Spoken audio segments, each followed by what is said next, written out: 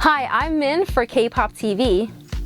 Japan is a Japanese heavy metal rock band formed in 1982 and is widely credited as the pioneer of visual kei or visual style, a movement among Japanese musicians comparable to Western glam. Japan sold out 18 shows at the Tokyo Dome in Japan, which seats 55,000, earning the love of fans in Asia and all over the world. Yoshiki, the leader, drummer, and pianist of Japan, is also the main composer for the group, having studied classical music since the age of 4 and playing the drums since the age of 9. Yoshiki is the face and icon of Japan. As a world-renowned musician and a well-respected music director in Hollywood, writing the opening song for the Golden Globe Awards and the soundtrack for well-known Hollywood movies such as Saw, Yoshiki, under the recommendation of his agency, shares his and Japan's story through a film documentary, We Are X. This documentary takes viewers through the journey of Japan, from the birth of the band through its many changes and rebirth. The film highlights many of the emotional and personal drama. On October 25th, to a sold-out audience, the screening of We Are X was held at the Mezzanine in San Francisco, and I had the opportunity to sit down with Yoshiki for a quick interview. Thank you so much for joining me again today. Thank you for having me. So you're here in San Francisco promoting Japan's documentary, We Are X. What was your first reaction when you found out that you're going to be working on this project? Well, it's been kind of several years. My agent approached me several years ago. If you want to create a documentary film of Japan, but I was very hesitant to do that because our story is too painful to be true, too crazy to be true. So, but several years later, people around me convinced me to do this. Did you let your members know right away, your band members know right away, or did you prepare a little before you let them know about the news? I talked to the members, then started shooting, but we didn't know what we are getting into. You worked with Steven Kayak for this documentary. He's the director of this film, and he was also very new to Japan. He had no J-pop background or J-rock background. So was it difficult for you to share that story, or was there anything that you were conscious of when you were working with him? Actually, it was better. Somebody didn't know anything about Japan, so we could be kind of we could be completely, start from zero to who we are to talk about. Yeah.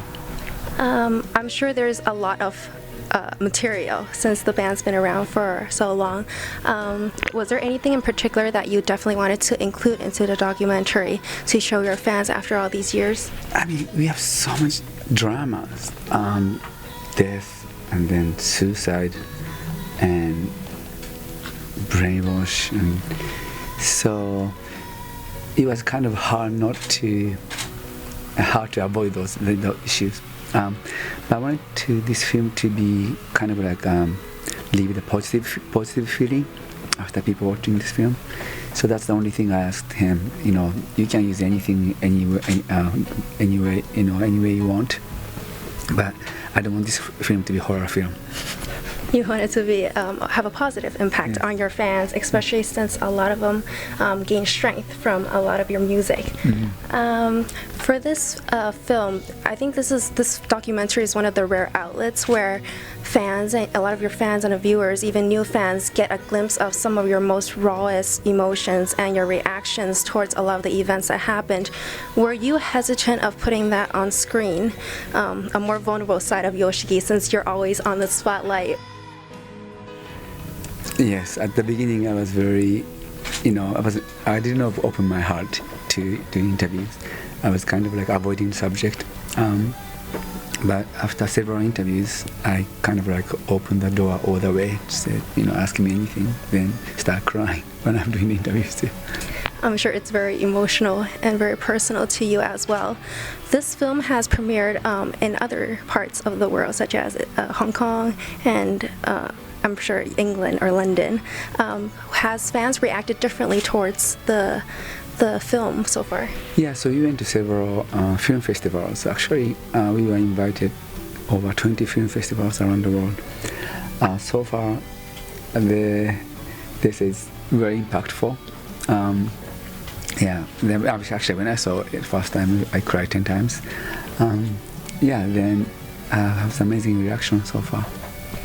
In the film, there's a part where you and the band members, Toshi-san, were together, and you guys were talking about a music reveal. X Japan these recent years have performed in places like Madison Square Garden in New York City, and that was part of a dream and the ambition of X Japan back in the 90s. However, because of certain events that didn't take place, but that's happening now. And even in the film, you guys were talking about a music reveal and about how whether being Asian was part of the struggle being in the rock industry here in the US. Do you feel like you still face some of that struggles now that you would have back in the 90s, or are there any new struggles that you think you'll be facing with UX activities? I mean, because of, there are so many amazing bands and groups, like, so a lot of K-pop groups are really like us, conquering the world. I think that's great. So I don't see these days any like struggle as much as we used to have like 20 years ago or so. Yeah, I think it's if there's a war between East and West, the war is getting thinner and thinner and lower and lower. That's great to hear, and we look forward to a lot of your other works. What are some last takes that you want your fans and viewers to take away from this documentary? Basically, nothing's impossible. We went through so many like a tragic moment, a lot of painful moment, but we are still here, and still rocking. So I want fans to think like, keep your dream alive, and anything's possible. Just let's move forward, something like that. If you are an anime fan, you might be familiar with the song Hero, the soundtrack to the anime Saint Seiya, Legend of Sanctuary. Did you know that Yoshiki wrote that song? Being involved with many different projects, such as jewelry, wine, his collaboration with Sanrio for his Hello Kitty doll named Yoshikitty, one of his most recent projects is with his kimono line, Yoshikimono, which graced the runway at this year's Tokyo Fashion Week. So I also want to talk about some of your other projects that you're working on. I know you're very active with Yoshikimono these days. Would you like to tell us a little bit more about that project? Yes, I just came back from Tokyo. My kimono brand is Yoko Yoshikimono. Just opened the Tokyo Fashion Week, about a fashion show. It's kind of like, we do have a traditional version as well, but kind of like a very modern version, kind of rock and roll style as well. So if you can check this Yoshikimono in Google, you're gonna be shocked. Yoshiki also recently had a fan-anticipated collaboration with Matsuda Seiko. Matsuda Seiko is also a well-respected singer and composer in Japan, who in the 80s was one of the goddess of pop music. The song was used in a Japanese drama called Seisei Suru Hodo Aishiteru, or the English title, For the Romantic. Recently, you also worked on a project with Matsuda Seiko-san on a song called Bara no Yoni Saite, Sakura no Yoni Chite, which translates to a little bit in English as bloom like roses and fall like cherry blossoms. Can you tell us a little bit more about how that project was and how the experience was working with Matsuda-san? Oh, it was cool, She kind of approached me, if I'm interested in writing a song for her. Like, yeah, sure. They wanted to create something very Japanese style song. So, yeah, it was a cool experience. I'm a big fan of that song. I think that song really reflects Yoshiki in a lot of ways too. It shows strength. It shows that the very ningen side, very human side. As humans, we have our weakness, but within the weakness, there's strength. To you, please. Oh, thank you. When I came up with the title, I was like, that's it. So I thought the title was pretty cool. It's a great song. Before we go, is there any last messages you want to leave your fans, or are there any other projects that you can share with us? Okay, so X Japan's playing Wembley Arena in London next March.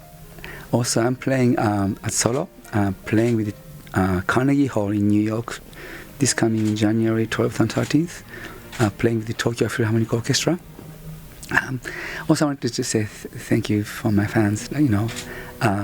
So we finally finished the film. We are still here because you supported me, supported us all those years. So I just want to say thank you so much for your support, and then yeah, we are here because of you. Big thanks to Yoshiki for making time to meet and talk with me literally just moments before his performance at the San Francisco premiere film event. For more information about this interview and Yoshiki, check out Kpop-TV's website. I'm Min for Kpop-TV. Why am I here? Why I'm in this world? I almost feel like I was looking for a reason to die. You guys have sold over 30 million records. Yoshiki is a musical idol. Different level of rock star. X は日本の保守的な社会に挑んで、言ってしまえば革命を起こしたんだと思います。If those guys were born in America, they might be the biggest band in the world.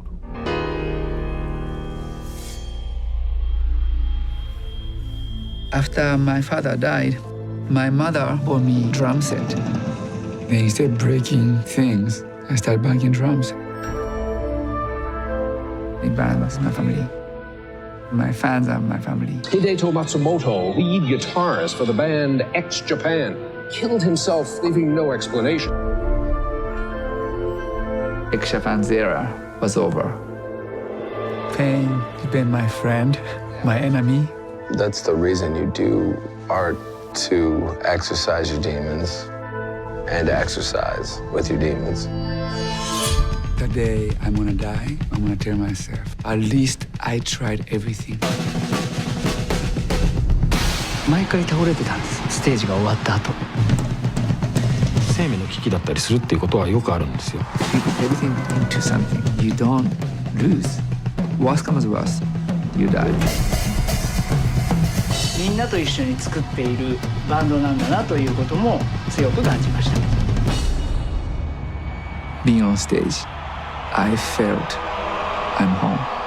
Introducing X Japan.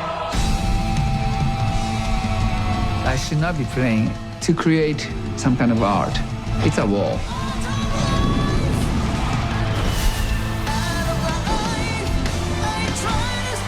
Swan sings only one time before they die.